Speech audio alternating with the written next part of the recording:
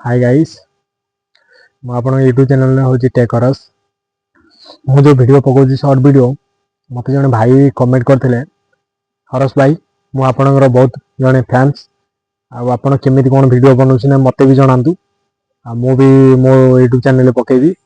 ଆଉ ସେ ଭାଇ ପାଇଁ ମୁଁ ପଦାଏ କହୁଛି, ଭାଇ ଦେଖ ତମେ ଭିଡ଼ିଓ ପକାଅ, ଯେମିତି ଭିଡ଼ିଓ ପକାଉଛ ପକାଅ, କିନ୍ତୁ ଭଲ ଭିଡ଼ିଓ ପକାଅ। କାହିଁକିନା ଖରାପ ଜଣେ ଅଛି, ଭଲ ଜଣେ ଅଛି, ଜାଣିଛନ୍ତି ତ? ଉଦାହରଣ ଯେମିତି ଖରାପ କାହାକୁ କୁହାଯାଏ, ଯେମିତି ଇଲିଗାଲ ଭିଡ଼ିଓ ପକାନ୍ତି, ଖରାପ ଭିଡ଼ିଓ, ସେ ତ ୟୁଟ୍ୟୁବ୍ ନବନି କଦାପି। ଆପଣ ଯେବେ ବି ୟୁଟ୍ୟୁବ୍ରେ ପକାଇବେ ସେଇଟା ଆପଣ ମାନେ ଡିଲିଟ୍ ହେବାଟା ଆକାଉଣ୍ଟ ସିଓର 100%। ଆଉ ଯିଏ ଭିଡ଼ିଓ ପକାଉଛନ୍ତି ବି ମେହେନ୍ଦି ଧରା ପଡ଼ିଲେ ତ ବନ୍ଧା ହେଇକି ଯିବେ, ଆଉ ସିଓର। ମୁଁ ତ କହିଦେବି 100% ପୁରା ବନ୍ଧା ହେଇକି ଯିବେ।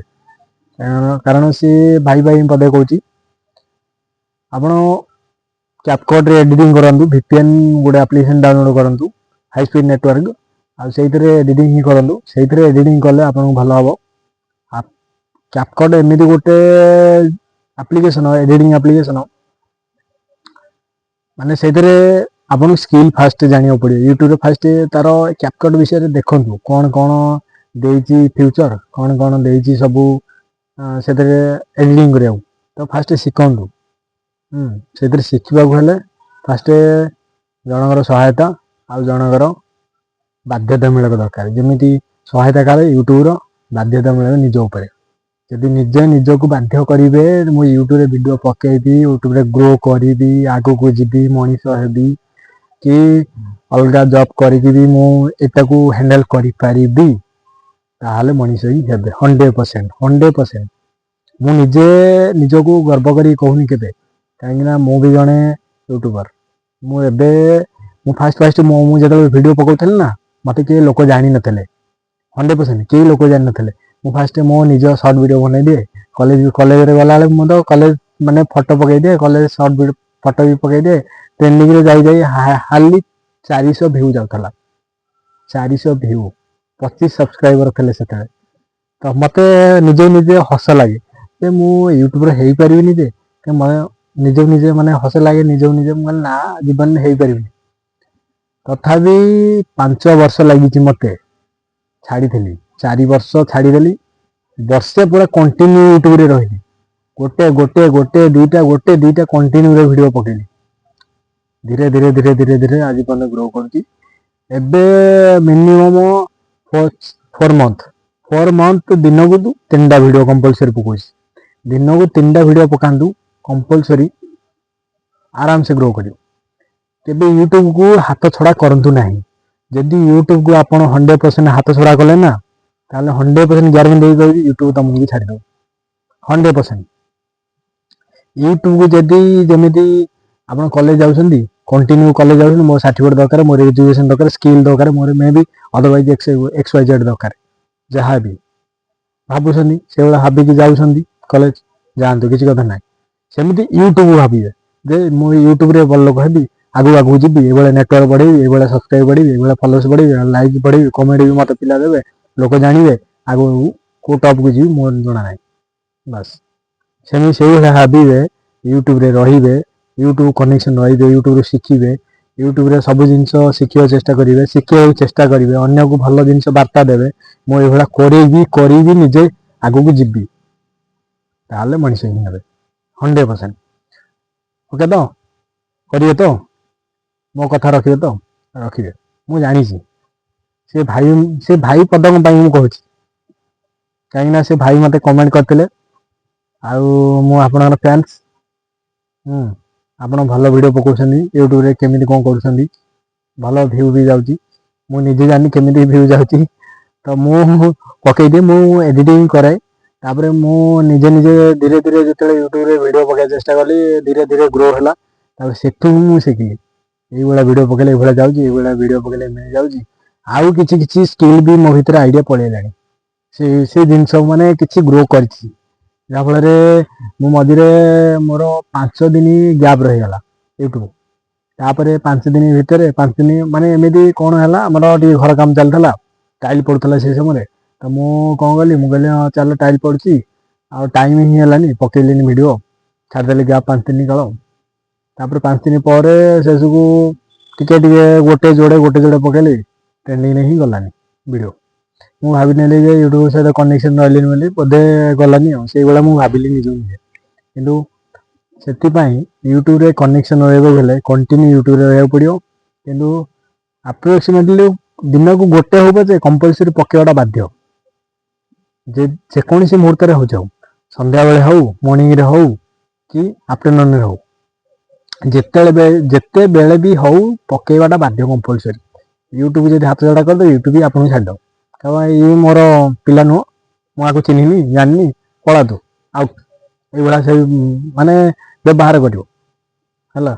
ସେଥିପାଇଁ ମାନେ ୟୁଟ୍ୟୁବ କେବେ ଛାଡ଼ନ୍ତୁ ନାହିଁ, ୟୁଟ୍ୟୁବରେ କନେକ୍ସନ୍ ହେଇ ରୁହନ୍ତୁ, କମ୍ପଲସରି ଭିଡ଼ିଓ ପକାନ୍ତୁ। ଆଉ ଆଜି ଆପଣଙ୍କୁ ୟୁଟ୍ୟୁବ ଚିହ୍ନିନି, ଆଜି ଏଇଠି ଅଛନ୍ତି, କାଲି କେଉଁଠି ଥିବେ ଜଣା ନାହିଁ। ସେ କେତେବେଳେ କେଉଁ ମୁହୂର୍ତ୍ତରେ ଆପଣଙ୍କ ଭିଡ଼ିଓକୁ ନେଇକି କେଉଁ ଜାଗାରେ ସେୟାର କରେଇଦେବ, ଆଉ ଫଲୋଅର୍ସ ସବସ୍କ୍ରାଇବର ଜଲ୍ଦି ବଢ଼େଇଦେବ, ଲାଇକ୍ କମେଣ୍ଟ ବହୁତ ବି ବଢ଼େଇଦେବ। ଆଉ ପିଲାଙ୍କର କମେଣ୍ଟ ବି ପଳାଇବ। ମୁଁ ଜଣେ ଫ୍ୟାନ୍ସ, ମୋତେ ଯେମିତି ମାନେ କମେଣ୍ଟ ଆସିଲା, ଆଉ ମୋତେ ତ ଜଣା ନାହିଁ। ମୁଁ ନିଜେ ଭାବିଛି ଯଦି ୟୁଟ୍ୟୁବରେ ଯଦି ୟୁଟ୍ୟୁବର ବଡ଼ ୟୁଟ୍ୟୁବର ହେଇଗଲି, ମୁଁ ତ ହେବିନି କାହିଁ ଜଣା ନାହିଁ। ତଥାପି ମୁଁ ନିଜକୁ କହୁନି ହେବିନି, ହେବି, ଚେଷ୍ଟା ମୋର ଅଛି, ଏଭଳିଆ ଅଛି, କରେଇକି ହିଁ ଦେଖେଇବି। କିନ୍ତୁ ଯଦି ହେଇଗଲି, ମୋତେ ଲାଗୁଛି ବୋଧେ ସିକ୍ୟୁରିଟି ରଖିବାକୁ ପଡ଼ିବ। ନହେଲେ ପିଲା ଆସିବେ ପୁରା ଫଟୋରେ ଫଟୋ କହିବେ, ଆଉ ଭାଇ ମୋର ଗୋଟେ ଫଟୋ ଦରକାର ଆପଣଙ୍କ ସହିତ। ଭାଇ ମୁଁ ଯେତେବେଳେ ମାନେ ଛୋଟ ଥିଲି, ସେତେବେଳେ ମୋତେ କିଏ ଚିହ୍ନି ନଥିଲେ, ମୋତେ କିଏ ଜାଣିନଥିଲେ। ଆଉ ଗୋଟେ ସେଲ୍ଫି ନେବା ପାଇଁ ମୋ ପାଖକୁ ବି ଆସିନଥିଲେ।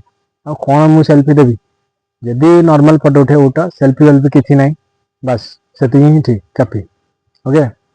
ଆଉ ୟୁଟ୍ୟୁବ ଭିଡ଼ିଓ ପକାଇବାକୁ ହେଲେ ଏଡ଼ିଟିଂ କରନ୍ତୁ ନିଜ ଭିଡ଼ିଓ। ମୁଁ କେବେ ନିଜ ଭିଡ଼ିଓ ବନାଏନି, ଫାଷ୍ଟ ନିଜ ଭିଡ଼ିଓ ୟୁଟ୍ୟୁବରେ ପକାଇଥିଲି, ମୋ ନିଜ ଭିଡ଼ିଓ ହିଁ କପିରାଇଟ୍ ପକାଇଥିଲା ୟୁଟ୍ୟୁବ।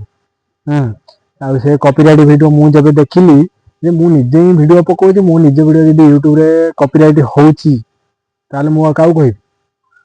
ତମକୁ କହିବି? ତମକୁ କହି କ'ଣ ଲାଭ କହୁନ? ୟୁଟ୍ୟୁବ କହିଲେ ଲାଭ ଅଛି ଯେ କିଛି ପବ୍ଲିକ ମାନେ ଦେଖନ୍ତୁ, ମୋ ନିଜ ଭିଡ଼ିଓ ଯଦି କପିରାଇଟ୍ ପକାଉଛି, ପବ୍ଲିକ ମାନେ ଦେଖନ୍ତୁ, କାହିଁ କପିରାଇଟ୍ ପକାଇଲା, ମୁଁ କ'ଣ ଜାଣିଛି? ମୁଁ ଜାଣିନି।